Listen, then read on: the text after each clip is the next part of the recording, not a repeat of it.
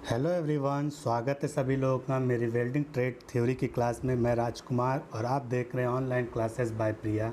आज के इस वीडियो में हम लोग वेल्डिंग क्या है, वेल्डिंग कितने प्रकार की होती है, वेल्डिंग में कौन कौन से टर्म इम्पॉर्टेंट होते हैं उनके बारे में, फिर हम मैनुअल मेटल आर्क वेल्डिंग उसके बारे में और मैनुअल मेटल आर्क वेल्डिंग में यूज़ होने वाले टूल्स के बारे में पढ़ाई करेंगे। ठीक है, प्रीवियस क्लासेस में हमने एमसीक्यू भी कवर किया है, कुछ टॉपिक्स पर हमने क्लासेस ऑलरेडी कर ली हैं और ऐसे कर करके हम एनएमडीसी के लिए इम्पॉर्टेंट जितने भी टॉपिक हैं सारा कुछ पढ़ेंगे। तो आप सभी लोग हमारे साथ जुड़ जाइए। तो चलिए शुरू करते हैं आज का हमारा सेशन। तो सबसे पहले वेल्डिंग की डेफिनेशन अगर आपसे पूछी जाती है तो आप क्या वेल्डिंग डेफिनेशन कैसे देंगे? तो वेल्डिंग को डिफ़ाइन करने के लिए हमें 4 टर्म ज़रूरी होते हैं। तो पहला हमारा क्या है? Base metal. बेस मेटल यानी जो जॉब हमारे पास है उसको हम लोग बेस मेटल बोलते हैं और जो हम जिन्हें जोड़ने के लिए यूज़ करते हैं उनको हम बेस मेटल बोलते हैं। दूसरा हमारा फिलर वायर। अब उन दोनों सीट्स को या उन प्लेट्स को जोड़ने के लिए जो हम फिलर वायर यूज़ करेंगे वो क्या हो सकता है उसके आधार पर। ठीक है, नेक्स्ट है हमारा प्रेशर एंड लास्ट है हीट।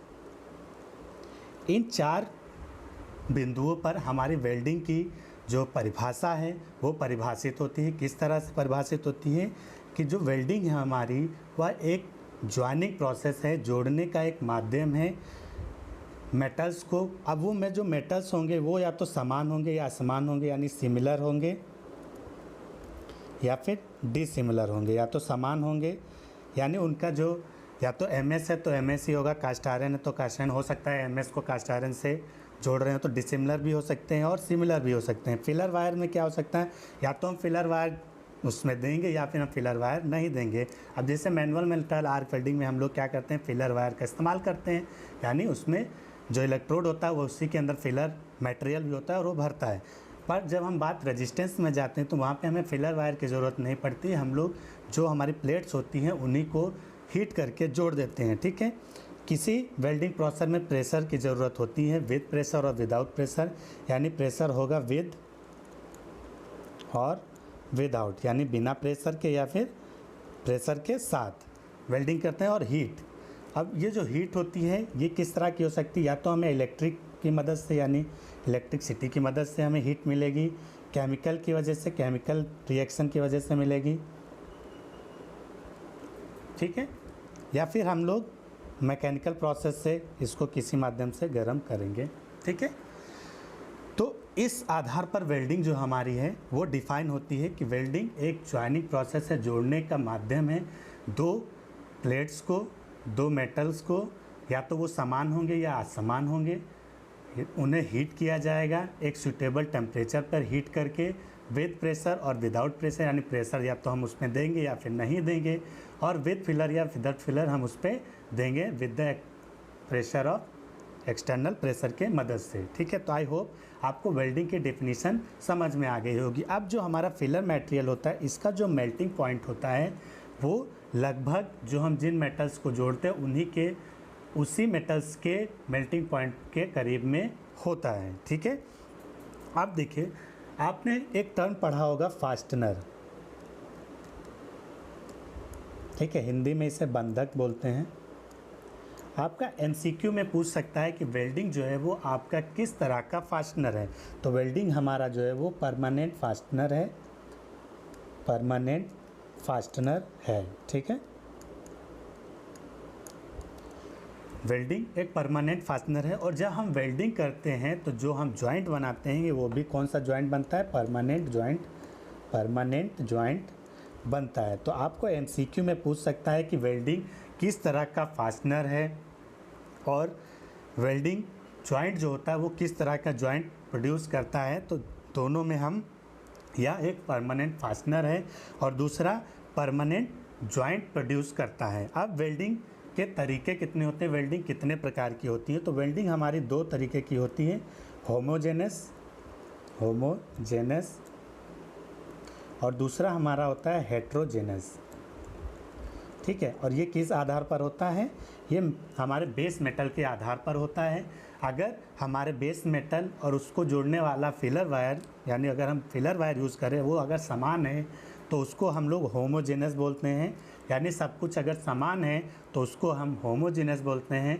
और अगर हमारे बेस मेटल या फिलर वायर चेंज है तो उसको हम हेट्रोजेनस बोलते हैं। फॉर एग्जांपल, अगर हम MS को MS से जोड़ते हैं विद द, मतलब किसकी मदद से, MS फिलर वायर की वजह की मदद से अगर हम उसको जोड़ते हैं, तो ऐसी वेल्डिंग प्रोसेस को हम लोग होमोजेनस वेल्डिंग प्रोसेस कहते हैं। हेट्रोजेनस में क्या होता है, अगर मान लीजिए हमारे पास MS है, सीट को हमें जोड़ना है और इसको हम ब्रॉन्ज फिलर वायर से जोड़ते हैं।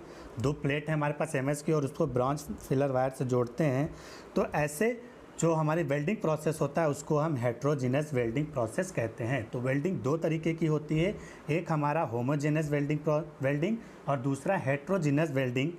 ठीक है, तो होमोजेनस में क्या होता है, हमारे मेटल और फिलर वायर सेम होते हैं, और हेट्रोजेनस में हमारे मेटल और फिलर वायर चेंज होते हैं, या मेटल सेम है तो फिलर वायर चेंज होगा। तो ये 2 ही प्रकार के होते हैं। तो इस पूरे सेक्शन में आपको 5 तरीके के MCQ देखने को मिल सकते हैं। पहला, वेल्डिंग किस प्रकार का फास्टनर है, वेल्डिंग किस प्रकार का जॉइंट प्रोड्यूस करता है, होमोजेनस वेल्डिंग में क्या होता है, और हेट्रोजेनस वेल्डिंग क्या होती है।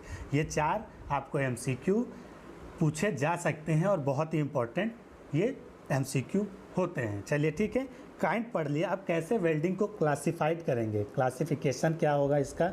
तो क्लासिफिकेशन का मतलब होता है हमारा वर्गीकरण। ठीक है, हिंदी में क्या बोलते हैं इसको, वर्गीकरण। वर्गीकरण किस तरह किया जाता है, तो हमारे पास होता है pressure welding,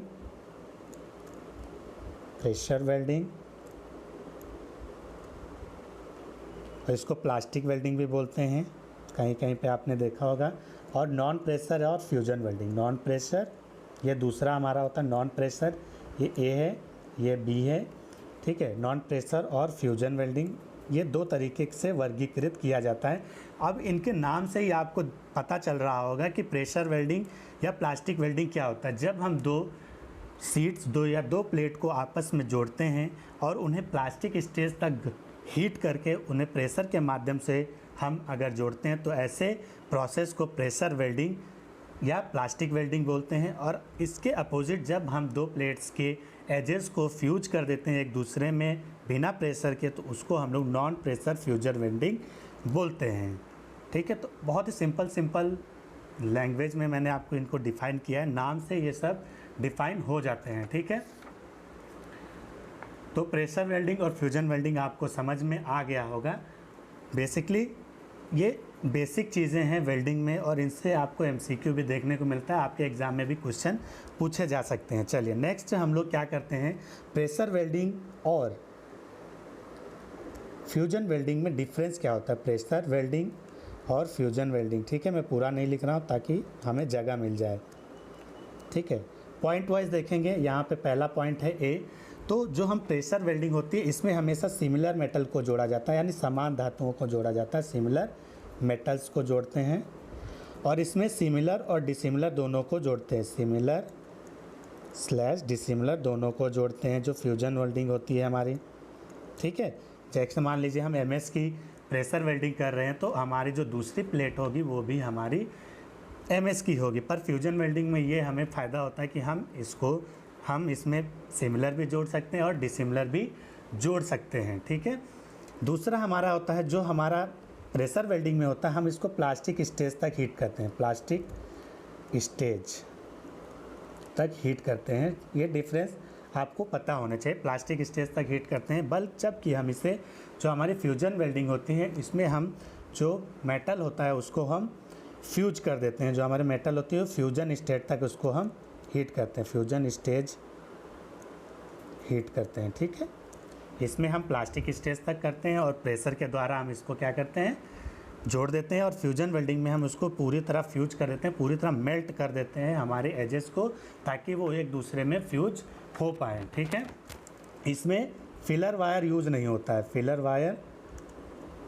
no filler wire. ठीक है, इसमें फिलर वायर यूज़ नहीं होता, इसमें फिलर वायर यूज़ होता है इलेक्ट्रोड के माध्यम से, फिलर वायर ठीक है यूज़ होता है। जो हमारी फ्यूजन वेल्डिंग होती है उसमें फिलर वायर यूज होता है। इसमें प्रेशर लगता है, इसमें हम प्रेशर देते हैं और इसमें हम प्रेशर नहीं देते हैं, ठीक है, नो प्रेशर। तो ये बेसिक छोटे छोटे आपके डिफरेंस थे। पहले जो प्रेशर वेल्डिंग है इसमें सिमिलर मेटल्स को जोड़ा जाता है, प्लास्टिक स्टेज तक हीट करते हैं, फिलर वायर की ज़रूरत नहीं होती है और प्रेशर की ज़रूरत होती है। फ्यूजन वेल्डिंग में सिमिलर और डिसिमिलर दोनों को जोड़ते हैं, फ्यूजन स्टेज तक हम इसे हीट करते हैं, फिलर वायर की ज़रूरत होती है और प्रेशर की ज़रूरत नहीं होती है। ये बेसिक से डिफरेंस है इन दोनों के बीच। अगर आप इनके एग्जाम्पल में जाएं तो प्रेशर वेल्डिंग हमारा जो होता है वो फोर्ज वेल्डिंग या रजिस्टेंस वेल्डिंग, ये इनके एग्जाम्पल हैं, जबकि फ्यूजन वेल्डिंग में आर्क वेल्डिंग और गैस वेल्डिंग इनके इम्पॉर्टेंट हैं, ठीक है। इसको हम क्लियर कर लेते हैं। आई होप आपको ये समझ में आ गया होगा। अब हम लोग मैनुअल मेटल आर्क वेल्डिंग के बारे में सीखेंगे। Manual metal arc welding, MMAW भी बोलते हैं इसको। मैनुअल मेटल आर्क वेल्डिंग क्यों बोलते हैं? क्योंकि इसमें जो फीड होती है और जो वेल्डिंग स्पीड होती है उसको मैनुअली कंट्रोल किया जाता है, इसीलिए इसका नाम मैनुअल मेटल आर्क वेल्डिंग होता है, ठीक है। इसका फुल फॉर्म हम लिख लेते हैं, कई बार पूछा गया है। मैनुअल मेटल आर्क वेल्डिंग, ठीक है। तो इसकी डेफिनेशन क्या हो जाएगी? यह एक वेल्डिंग का एक प्रकार है जिसमें वेल्डिंग स्पीड और फीड ऑफ इलेक्ट्रोड जो होती है, इलेक्ट्रोड की जो फीड होती है उसको हम मैनुअली कंट्रोल करते हैं, इसीलिए इसका नाम मैनुअल मेटल आर्क वेल्डिंग होता है, ठीक है। अब इसमें क्या क्या इसके बारे में हम देखते हैं कि पॉइंट वाइज देखते हैं कि क्या क्या होता है। तो पहला पॉइंट ये है कि जो इसमें हमें इलेक्ट्रिक आर्क होती है, उस जो इलेक्ट्रिक आर्क होती है उससे हमें हीट मिलती है। किससे मिलती है? इलेक्ट्रिक आर्क से। इलेक्ट्रिक आर्क यानी जो हमारी आर्क बनती है वो इलेक्ट्रिक के माध्यम से बनती है, इलेक्ट्रिसिटी के माध्यम से बनती है और उससे हमें हीट मिलती है। अब जो हीट होती है वो कैसे बनती है? तो जब आप वेल्डिंग करते हैं, इलेक्ट्रोड वेल्डिंग जब आप करते हैं तो आप क्या करते हैं, जॉब और इलेक्ट्रोड का जो टिप होता है उसके बीच में थोड़ा सा गैप रखते हैं, ठीक है। तो जब आप उसके बीच में थोड़ा सा गैप रखते हैं तो वहाँ पर होती है एयर, और उस एयर को जब इलेक्ट्रिक करंट पास करती है तो उसे आयोनाइज्ड कर देती है, यानी उसको आयन में चेंज कर देती है। किस में चेंज कर देती है? आयन में चेंज कर देती है। जब वो आयन में चेंज होती है तो वहाँ पर हीट जनरेट होती है जो हमारे इलेक्ट्रोड को मेल्ट करती है, फ्लेक्स को मेल्ट करती है और हमारे वेल्डिंग जॉइंट में मटेरियल को प्रोड्यूस करती है, ठीक है। आयन कौन से होंगे? निगेटिव होगा या फिर दोनों, यानी एक निगेटिव एक पॉजिटिव में उस एयर गैप को आयन में चेंज कर देता है। इसमें हमारा जो इलेक्ट्रोड यूज़ होता है, कौन सा इलेक्ट्रोड यूज़ होता है? कंज्यूमेबल इलेक्ट्रोड यूज़ होता है। कंज्यूमेबल इलेक्ट्रोड यूज़ होता है और कोटेड रहता है। किससे कोटेड रहता है? फ्लक्स से कोटेड रहता है। फ्लक्स कोटेड रहता है। फ्लक्स कोटिंग की क्यों ज़रूरत पड़ती है? क्योंकि जो हमारे एनवायरनमेंट में एयर है उसमें जो हमारी ऑक्सीजन और नाइट्रोजन है वो अगर हमारे मेटल के साथ रिएक्ट करेगी तो वो उससे कमज़ोर बनाती है, तो उससे को हमारे मेटल्स हीट मटेरियल जो फ्यूज मटेरियल होता है उससे दूर रखने के लिए हम लोग फ्लक्स का इस्तेमाल करते हैं, ठीक है। आई होप आपको इतना समझ में आ गया होगा। इसका जो टेम्परेचर होता है वो कितना होता है? 3600 से डिग्री सेंटीग्रेड से 4000 डिग्री सेंटीग्रेड का इसका टेम्परेचर होता है। जो मैनुअल मेटल आर्क वेल्डिंग हमारी होती है तो जब आर्क जनरेट होती है तो वहाँ पे जो हीट होती है वो उसका टेम्परेचर कितना होता है? 3600 डिग्री से सेल्सियस से 4000 डिग्री सेल्सियस तक। कई बार ये MCQ सेशन में पूछा गया है, ठीक है। अब इसमें जो हमारा इलेक्ट्रिक आर्क होगा, जो इसका पावर सोर्स होगा वो तो AC होगा या फिर DC पावर सोर्स जो होगा, या तो हम AC करंट यूज़ करेंगे या फिर DC करंट पावर सोर्स का इस्तेमाल करेंगे। तो ये 5 पॉइंट आपको आई होप समझ में आ गए होंगे। कोई भी अगर आपको कोई भी डाउट आ रहा है आप कमेंट करिए, मैं आपका डाउट सॉल्व कर दूंगा तुरंत ही, ठीक है। 5 पॉइंट हो गए हैं, कोई भी डाउट नहीं होना चाहिए।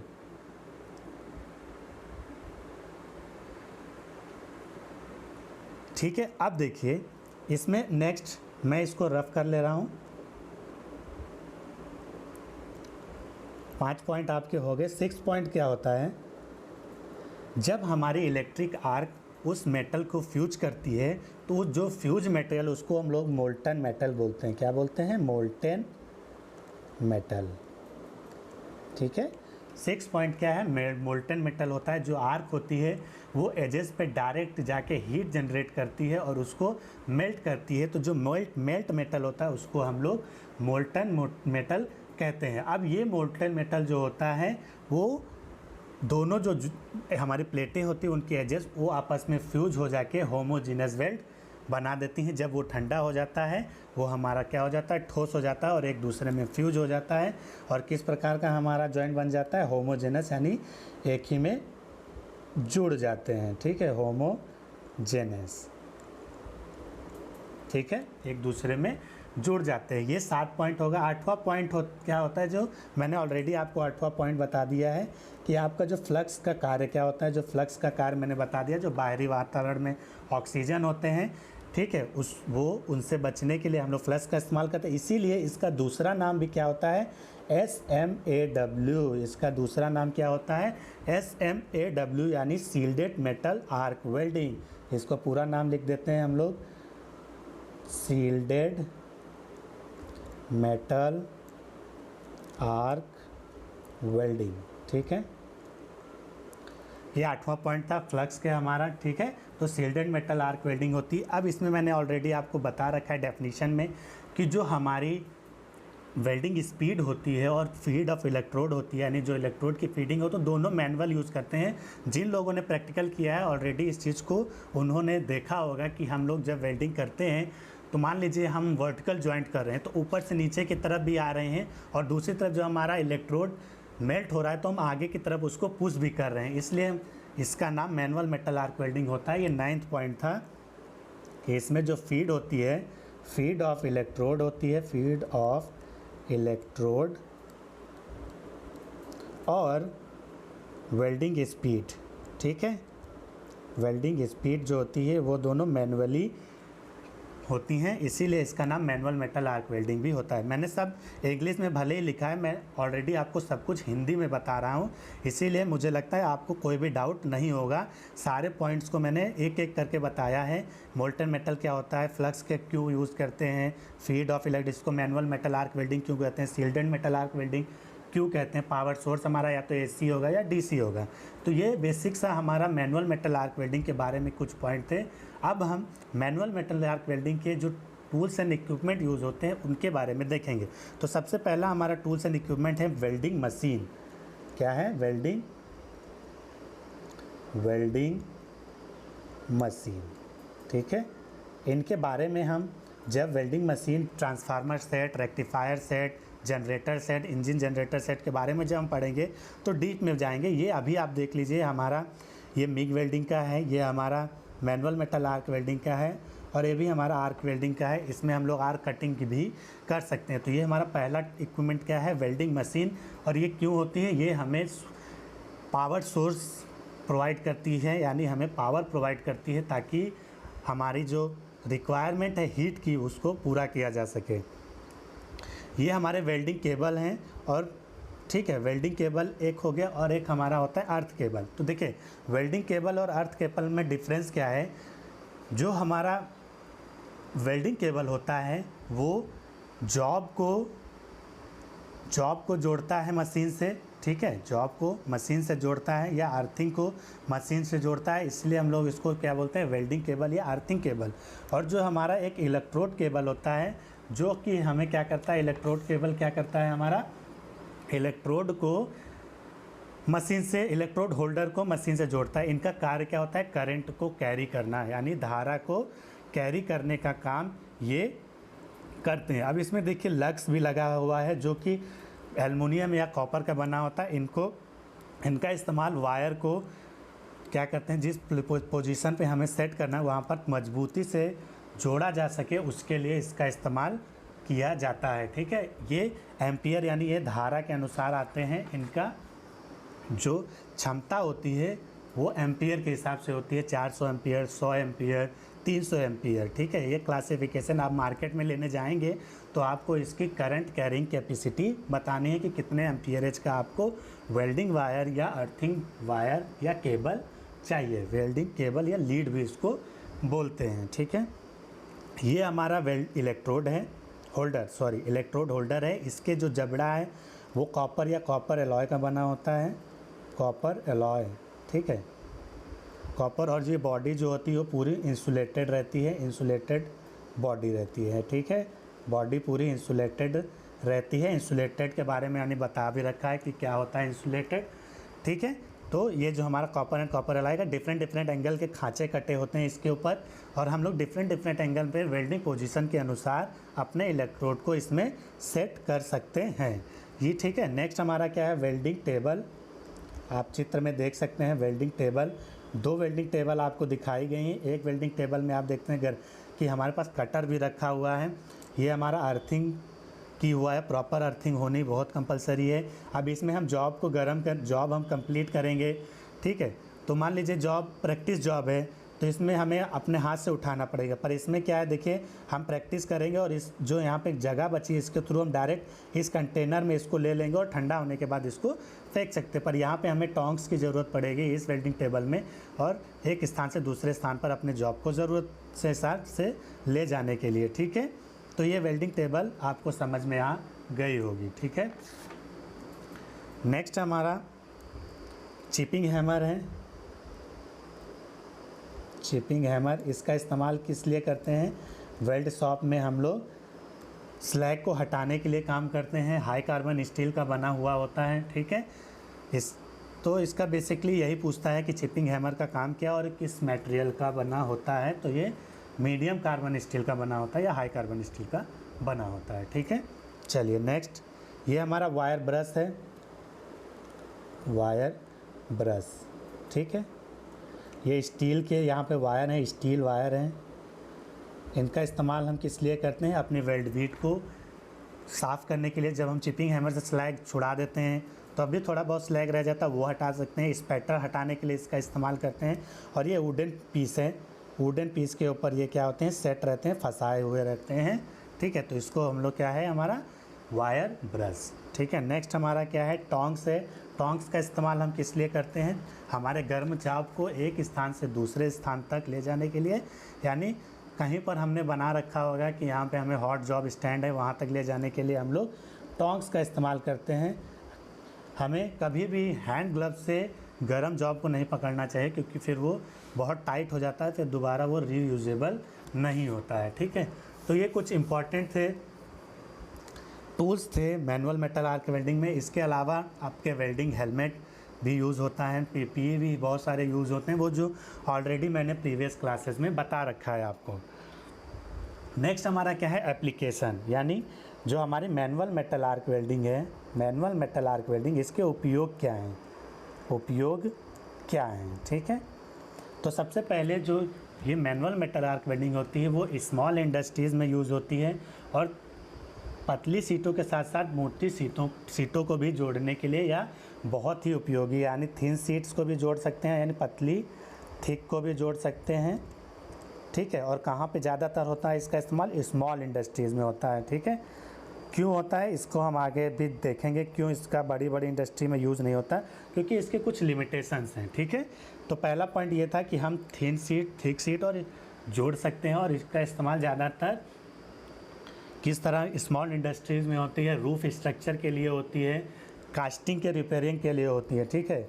दूसरा पॉइंट क्या है, रूफ स्ट्रक्चर अगर किसी का है, रूफ स्ट्रक्चर बनाने के लिए आप देखते हैं बहुत बड़े पुल होते हैं, उस पर हम लोग जब स्ट्रक्चर उसका पहले तैयार करते हैं तो उसमें हम इसका इस्तेमाल करते हैं, ठीक है। क्रैक्ड कास्टिंग है, कोई कास्टिंग की हुई अगर कोई चीज़ है हमारे पास क्रैक्ड, और वो क्रैक हो गई, तो उसका अगर हमें मेंटेनेंस करना है तो हम इसका इस्तेमाल करते हैं। क्रैक कास्टिंग में मैनुअल मेटल का इस्तेमाल करते हैं, ठीक है।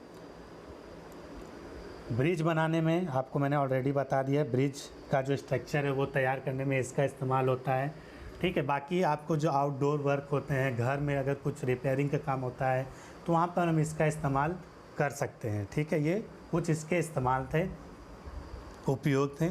अब इसकी अच्छाइयाँ क्या हैं, एडवांटेज क्या हैं, तो 3-4 पॉइंट हैं क्योंकि इसके एडवांटेज यूज़ होती हैं। क्योंकि देखिए, पहला ये है कि हम यही जो हमने आपको प्रयोग बताएं यही उसके एडवांटेज है कि थिक सीट्स को जोड़ सकते हैं, यही इसका एडवांटेज है, थिक सीट्स को जोड़ सकते हैं इसमें। ठीक है, फैब्रिकेशन में इसका बहुत इस्तेमाल होता है फैब्रिकेशन में, इसीलिए फैब्रिकेशन आप कभी भी देखिएगा बाहर में जो हम लोग दरवाजे वगैरह बनाने के लिए जो वेल्डिंग, वहाँ पर हम लोग मैनुअल मेटल आर्क वेल्डिंग का ही इस्तेमाल करते हैं। सभी मेटल्स को जोड़ सकते हैं, ये बहुत अच्छी बात है इसका, ऑल मेटल्स को जोड़ सकते हैं चाहे वो फेरस हो या नॉन फेरस हो। ठीक है, और इसके लिए हम लोग स्किल ऑपरेटर की ज़रूरत पड़ती है। ठीक है, स्किल ऑपरेटर, ठीक है, स्किल ऑपरेटर अगर रहेगा तो वो तुरंत कर लेगा। ठीक है, स्किल ऑपरेटर, एक डिसएडवांटेज भी है हमारा इसका। ठीक है, ये सस्ती रहती है। ठीक है, इसको लेस एक्सपेंसिव रहती है, इसीलिए आप बाहर में इसको यूज़ करते हुए देखते हैं। चलिए इसके डिसएडवांटेज देख लेते हैं कि क्या है, डिसएडवांटेज क्या है,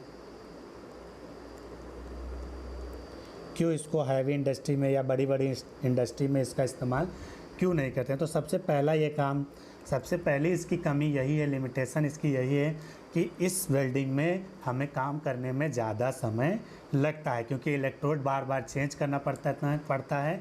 ठीक है, इसलिए ज़्यादा समय लगता है। ठीक है, टू मच टाइम लेता है, बहुत ज़्यादा समय लेता है, ये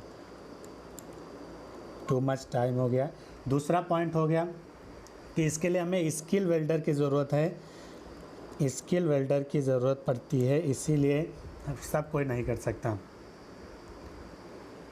ठीक है, दूसरी चीज़ है कि क्योंकि ये बहुत स्लो है तो हमें ज़्यादा वेल्डर चाहिए। ठीक है, मोर वेल्डर रिक्वायर्ड होंगे, यानी एक काम को करने के लिए अगर किसी और माध्यम से हमें एक वेल्डर चाहिए तो यहाँ पे ज़्यादा वेल्डर की ज़रूरत होती है।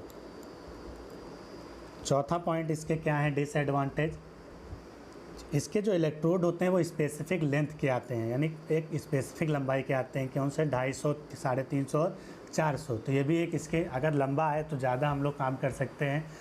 ठीक है, और वेल्डर को इसमें बहुत ज़्यादा मेहनत भी करनी पड़ती है।